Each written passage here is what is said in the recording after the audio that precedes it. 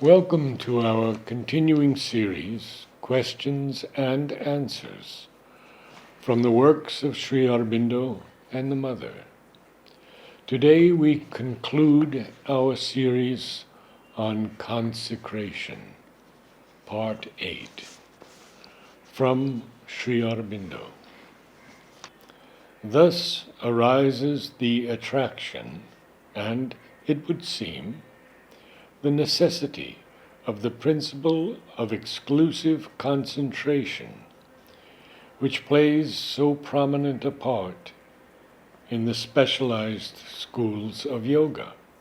For by that concentration, we can arrive through an uncompromising renunciation of the world, at an entire self-consecration to the One on whom we concentrate.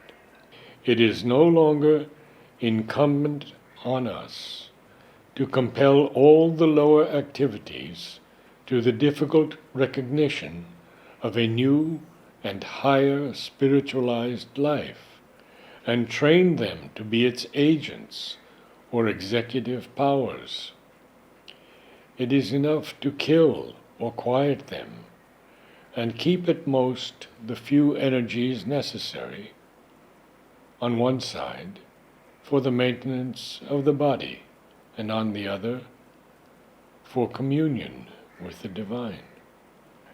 The idea may be, and must in the beginning, be inadequate. The aspiration may be narrow and imperfect, the faith poorly illumined, or even as not surely founded on the rock of knowledge, fluctuating, uncertain, easily diminished. Often even it may be extinguished and need to be lit again with difficulty, like a torch in a windy pass. But if once there is a resolute self-consecration from deep within, if there is an awakening to the soul's call, these inadequate things can be a sufficient instrument for the divine purpose. Therefore, the wise have always been unwilling to limit man's avenues towards God.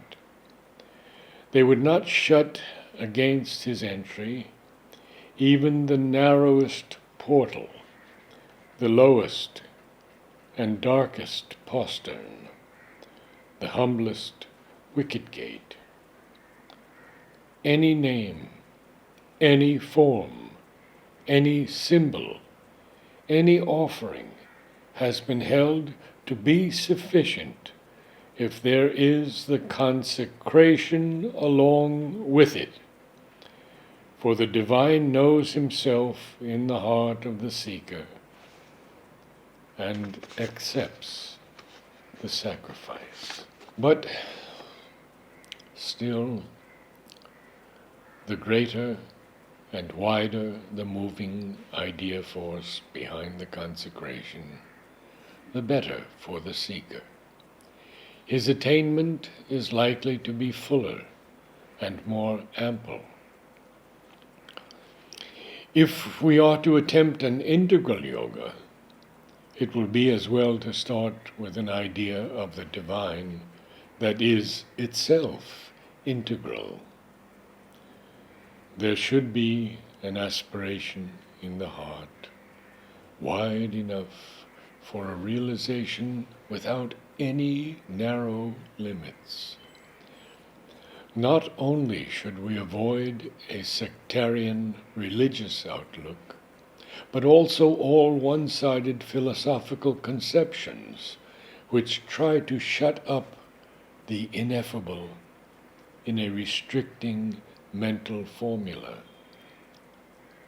The dynamic conception or impelling sense with which our yoga can best set out would be naturally the idea, the sense of a conscious, all-embracing, but all-exceeding infinite.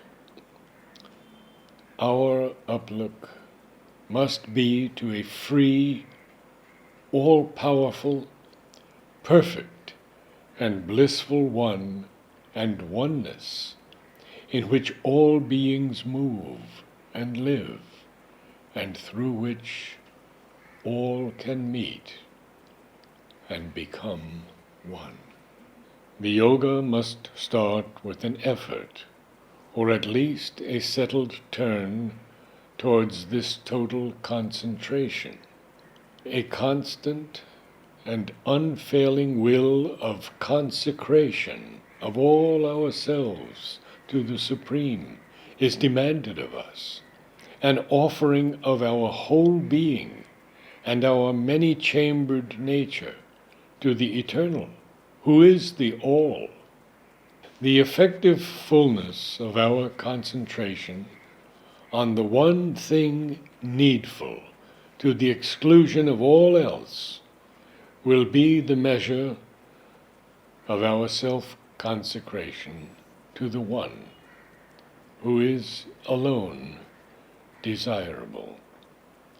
But this exclusiveness will in the end exclude nothing except the falsehood of our way of seeing the world and our will's ignorance. For our concentration on the Eternal will be consummated by the mind when we see constantly the divine in itself and the divine in ourselves, but also the divine in all things and beings and happenings. It will be consummated by the heart when all emotion is summed up in the love of the divine in itself and for itself, but love too of the divine in all its beings and powers and personalities and forms in the universe. It will be consummated by the will when we feel and receive always the divine impulsion and accept that alone as our sole motive force. But this will mean that, having slain to the last rebellious straggler the wandering impulses of the egoistic nature, we have universalized ourselves and can accept with a constant, happy acceptance the one divine working in all things. This is the first fundamental city of the integral yoga. It is nothing less that is meant in the end when we speak of the absolute consecration of the individual to the divine. But this total fullness of consecration can only come by a constant progression when the long and difficult process of transforming desire out of existence is completed in an ungrudging measure. Perfect self-consecration implies perfect self-surrender.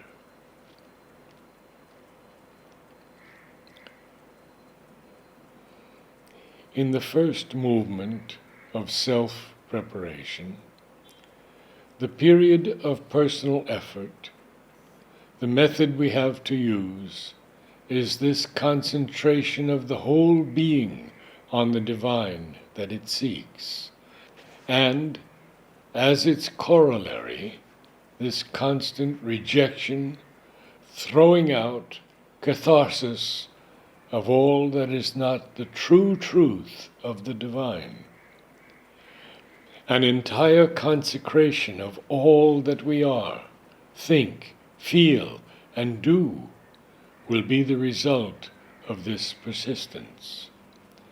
This consecration, in its turn, must culminate in an integral self-giving to the highest. For its crown and sign of completion is the whole nature's all-comprehending, absolute surrender.